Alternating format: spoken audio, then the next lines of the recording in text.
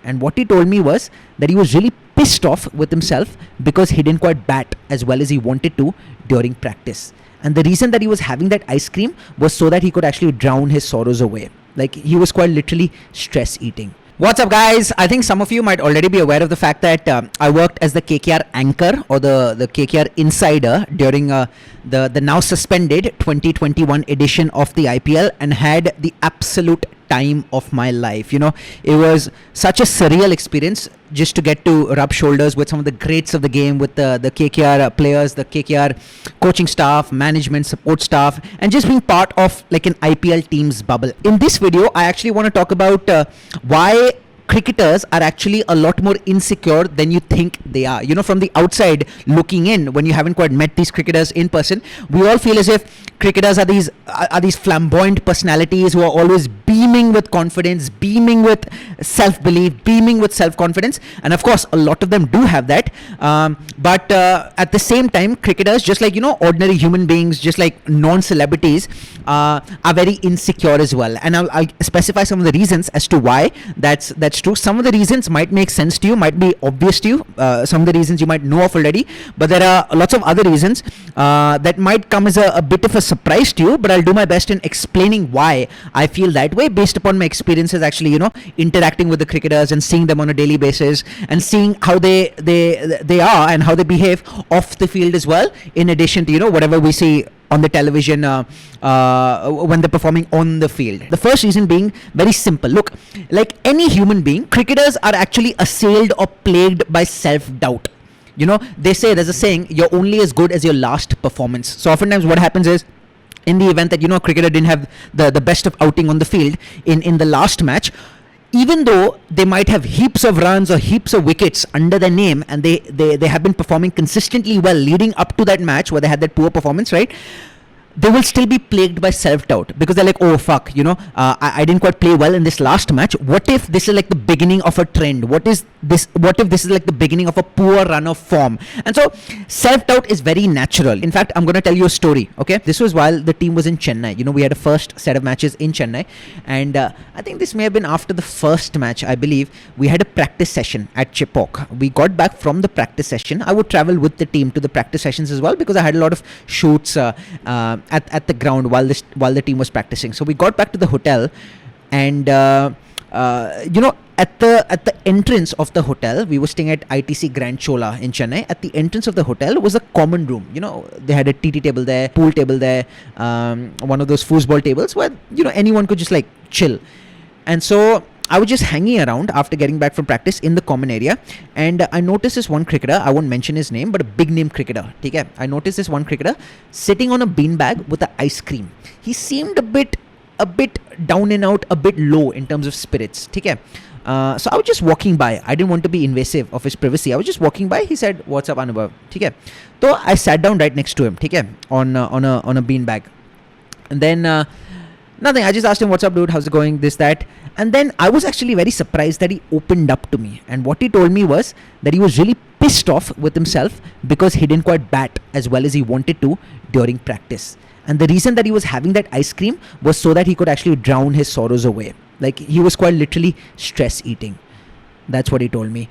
And I was surprised because I didn't expect him to open up to me that way, to be completely honest. I had a few interactions with him, you know, prior to that interaction, but still, it wasn't that we were the best of pals or anything. But he did open up to me, and he was very open about the fact that he was feeling vulnerable at that time. And so I think this example, this sheds light on the fact that you might have superstar status, you might have stardom, you might have celebrity status, you might be a top-notch cricketer playing for a top-notch franchise, and you might have heaps of runs under your belt. Still, you know, one poor practice session can actually really spoil your mood and inject self-doubt into you. We have these self-doubts as well in our day-to-day life. We may be performing exceptionally well in our job, but we're like, oh, can we replicate it? Can we do this consistently? Point number 2, the insecurity stemming from whether they're going to be playing or not. Look, in a team, in a squad, right, such as KKR's, you have a 25-member squad. 25-member squad.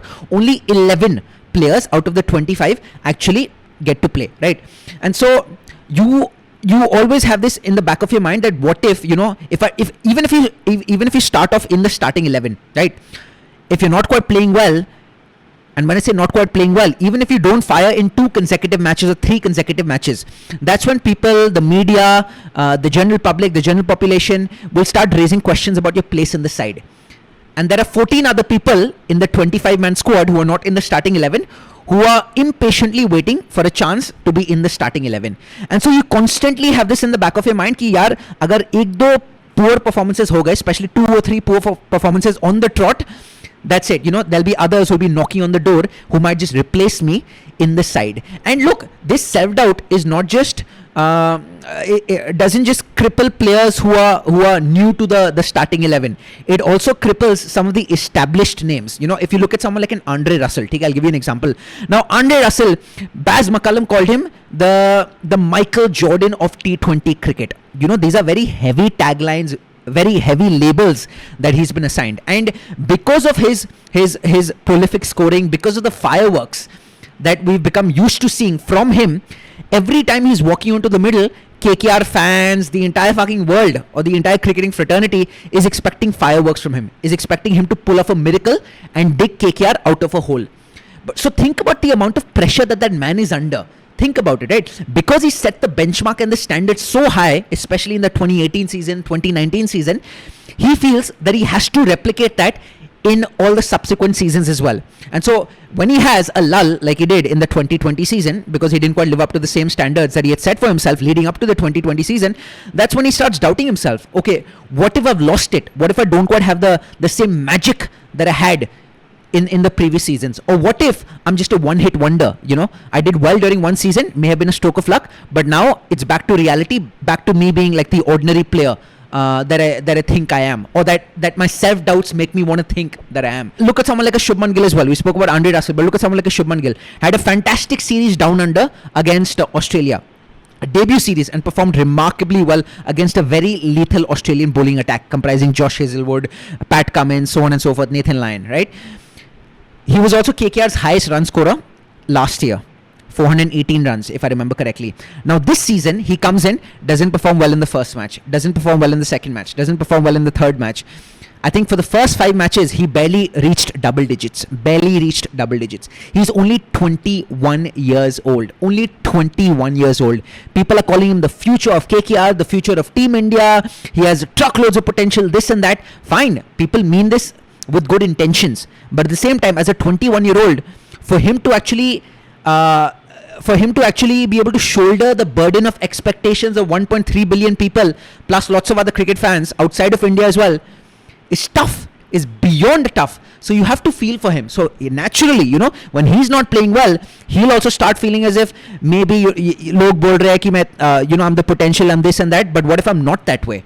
What if I was punching above my weight when I was playing well, but the reality is that I'm not all that good. The third reason, which isn't obvious, and it wouldn't have been obvious to me had I not actually been part of that dynamic, part of that group dynamic within the KKR setup. Dekho, in any group, right? In any group, you need to feel acceptance in that group.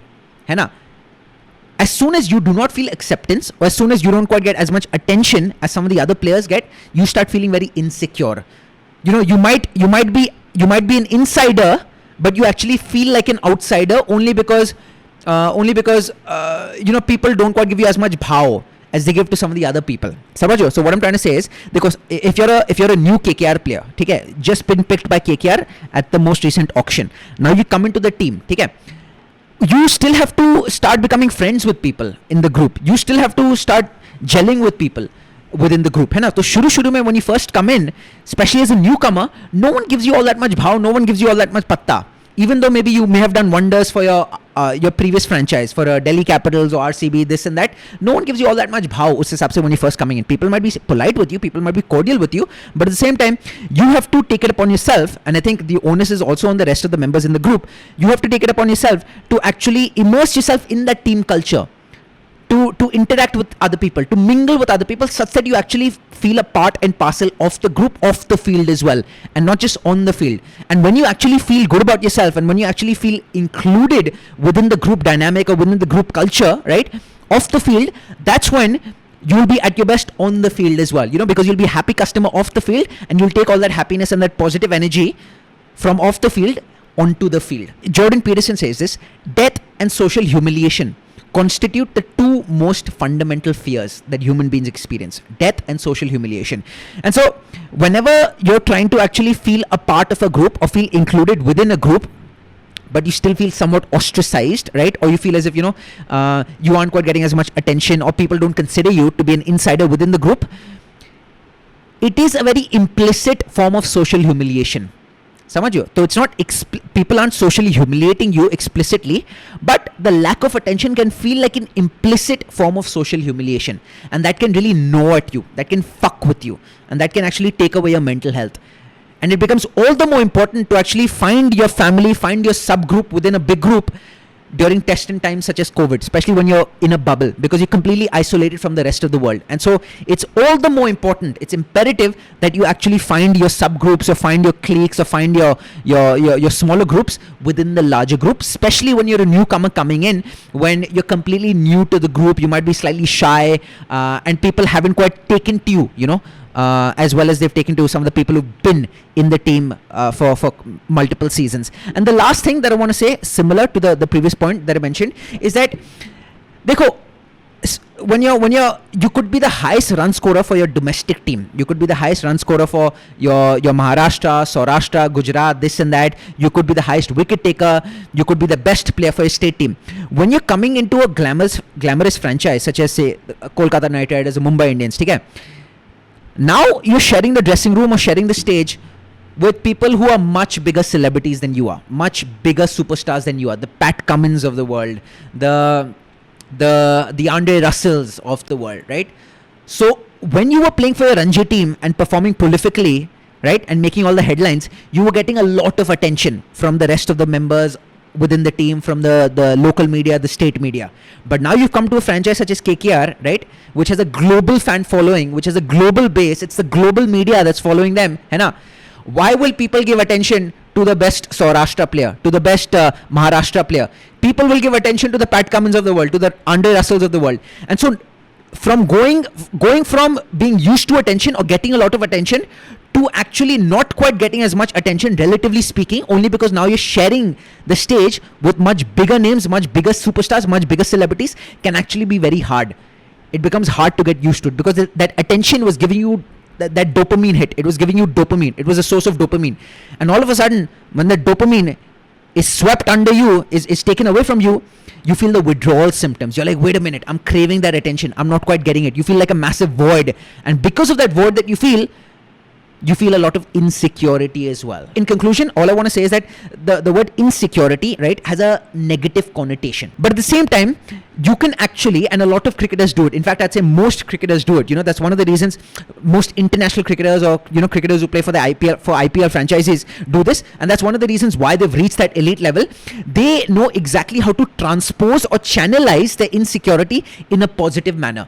So they use that insecurity as a shot in the arm, as a boost to actually continue putting in the hard yards and performing well and doing whatever it takes to actually fill the void that they're experiencing, or to actually gain attention, gain fame, gain limelight. So they use the insecurity in a positive manner. Thank you so much. Hopefully you enjoyed this video of mine, very extemporaneous. Subscribe to the channel if you haven't already done so. I love talking about my interests on this channel. I love talking about sports, about human nature, about human psychology, about personality development overall, and I try combining all of the elements that I just mentioned into all of my videos. Again, thanks so much for watching. Hopefully you enjoyed this. Subscribe करना मत भूलना, notification घंटी बजा दो, और let me know if you have any comments as well. Until next time, take care, stay safe, and cheers.